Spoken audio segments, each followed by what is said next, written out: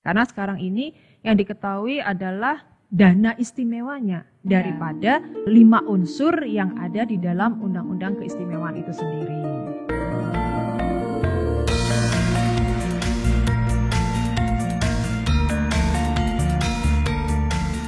Salam Rahayu, selamat bergabung dalam podcast Rembuk Roso Putri Kedaton episode 2 tentang keistimewaan Yogyakarta. Rembuk Roso Putri Kedaton kali ini menghadirkan sosok Gusti Kanjeng Ratu Mangkubumi. Nah, Mbak Mangku ini merupakan anggota dari Paramporo Projo yang tugas intinya tentu mengawal keistimewaan Yogyakarta. Mbak, kan kita udah sewindu nih punya undang-undang keistimewaan sejak 2012. Mungkin Mbak Mangku bisa cerita sedikit nggak tentang awal mula dari keistimewaan Jogja itu seperti apa? Ya, asal mula dari kita akhirnya mempunyai Undang-Undang Keistimewaan di tahun 2012, itu semuanya bermula dari menyatakan kemerdekaan pada tanggal 17 Agustus 1945.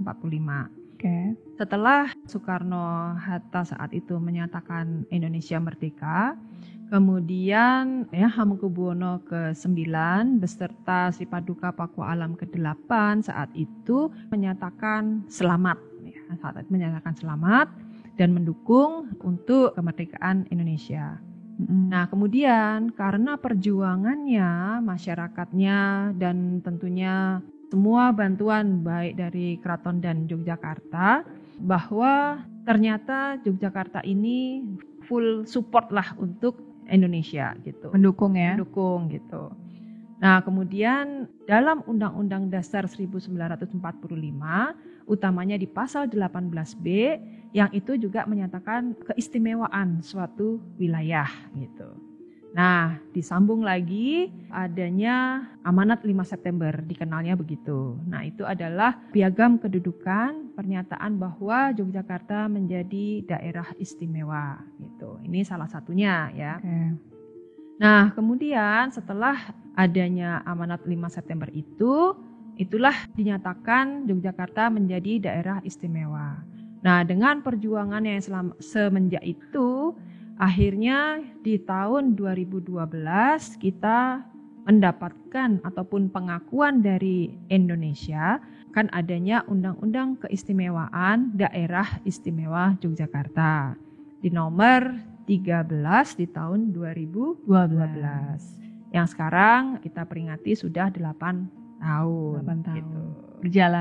Perjalanannya. Yang masih banyak PR-nya juga. Nah, tentunya masih banyak sekali PR, utamanya sosialisasi dan edukasi dan pemahaman dari warga masyarakat daerah istimewa Yogyakarta itu sendiri untuk bisa memaknai lebih dalam apa menjadi tujuan dari keistimewaan itu selain dari masyarakatnya yang memang istimewa. Oke. Memang banyak teman-teman yang seumuran saya ini juga tidak tahu mengenai Amanat 5 September itu karena beberapa kali saya juga menanyakan ada yang tahu nggak tentang 5 September itu ada apa sih gitu, dan mereka tidak banyak yang tahu tentang perihal Amanat 5 September itu. Nah, itu memang masih salah satu tugas kita bersama untuk mensosialisasikan dengan cara kekinian gitu agar anak-anak muda bisa memahami lebih luas lagi tentang Undang-Undang Keistimewaan. Karena sekarang ini yang diketahui adalah dana istimewanya daripada 5 unsur yang ada di dalam Undang-Undang Keistimewaan itu sendiri. Oke. Mbak, yang 5 unsur keistimewaan Jogja itu apa aja Mbak di dalamnya? Ya, itu ada di dalam Undang-Undang Keistimewaan. Jadi yang pertama adalah tentang pengisian jabatan. Jadi Sultan Hamengkubuwono sebagai gubernur, kemudian Sri Paduka Paku Alam menjadi wakil gubernur. Kemudian lembaga. Jadi kelembagaan itu seperti ada Paramporo sebagai Dewan Pertimbangan Gubernur, kemudian Paniradio itu sebagai tugas-tugas di pemerintah tentang keistimewaan. Kemudian pertanahan, karena di Jogja ini kan ada tanah milik keraton, milik puro gitu. Jadi pengakuan negara atas tanah-tanah yang ada di Jogja ini. Kemudian juga tata ruang, karena di Jogja ini untuk tata ruang adalah kawasan-kawasan yang utamanya heritage, wilayah-wilayah warisan budaya, kemudian dari tanah-tanah keprabon itu sendiri, yang mana itu dimiliki oleh keraton. Kemudian budaya. Nah, budaya ini yang memang seperti tadi saya sampaikan bahwa harus terus kita lestarikan, kita jaga, kita rawat dengan baik agar budaya-budaya yang sudah diciptakan oleh pendahulu-pendahulu kita itu terus wajib kita lestarikan, kita lanjutkan gitu. Nah, ini 5 unsur yang belum terlalu banyak orang paham ya. Ya, betul. Oke.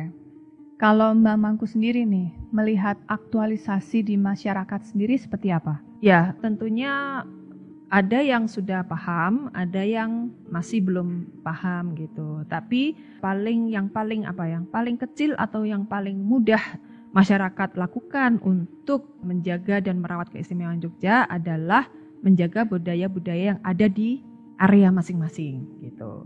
Contohnya bahasa Jawa, kemudian pakaian Jawa, itu dulu yang paling mudah gitu. Oke, kalau di Jogja ini ada ketentuan di mana harus menggunakan busana adat setiap Kamis Pahing. Nah, banyak juga yang tidak tahu sebenarnya ada apa sih di Kamis Pahing, kenapa dipilihnya Kamis Pahing, bukan hari-hari yang lain. Ya, Kamis Pahing itu kita memperingati hadeging keraton ataupun berdirinya keraton. Jadi itu berawal dari Eyang Hamengkubuwono pertama pindah dari Ambarketawang menuju ke keraton yang sekarang posisinya ada di Yogyakarta. Oke. Ada juga di mana Malioboro itu Car Free Day atau istilahnya bebas dari kendaraan di setiap hari Selasa Wage. Nah, kalau Selasa Wage kenapa itu, Mbak? Nah, kalau Selasa Wage itu kita memperingati hari lahirnya Nusa Dalem ke-10. Jadi bukan ulang tahun ya, tapi weton. Nah, ya. Ini hitungan Jawa yang memang harus terus dilestarikan juga sebagai salah satu. Karena memang tidak banyak sekarang yang tahu mereka lahir di weton apa gitu. Iya, betul. Nah, ini kan setiap 35 hari ini terulang ya siklusnya. Jadi PR juga ya masyarakat untuk punya kalender Jawa. Betul, kalender Jawa. Oke, mungkin ada pesan Mbak Mangku nggak untuk warga Jogja untuk terus menjaga dan keistimewaan Yogyakarta ini? Ya, pesan saya adalah yang paling utama adalah memahami dan memaknai undang-undang keistimewaan itu sendiri secara luas dan secara dalam gitu. Kemudian keistimewaan itu tidak hanya dalam anggaran atau dalam keuangan, tapi juga tentunya budaya-budaya yang ada di kita, baik budaya yang ada di dalam keraton, budaya-budaya lokal dalam artian di tingkat desa, itu ya terus diuri-uri, terus dilestarikan gitu dan disebarluaskan hingga ke generasi berikutnya gitu. Jangan bangga kita akan budaya impor. Ya, dan juga budaya itu kan tidak selalu harus dari keraton ke masyarakat, tapi juga ada budaya masyarakat yang timbul dari masyarakat sendiri yang betul. Kita harus uri-uri juga. Oke, terima kasih. Ternyata banyak hal ya yang sebenarnya bisa dilakukan untuk mendukung dan mengisi keistimewaan Jogja ini dengan peringatan sewindu Undang-Undang Keistimewaan ini. Dan memang PR kita memang masih banyak walaupun sudah sewindu. Karena kita terus harus mengevaluasi diri dari Pemda, dari masyarakat, dari kita keraton pun juga harus terus mengevaluasi dan mendukung keistimewaan Jogja ini. Matur nuwun ya Mbak, sudah berbagi tentang keistimewaan Jogja. Matur nuwun, sampun rembuk bareng. Jumpa lagi untuk menyambung rasa dalam Rembuk Rasa berikutnya. Pareng!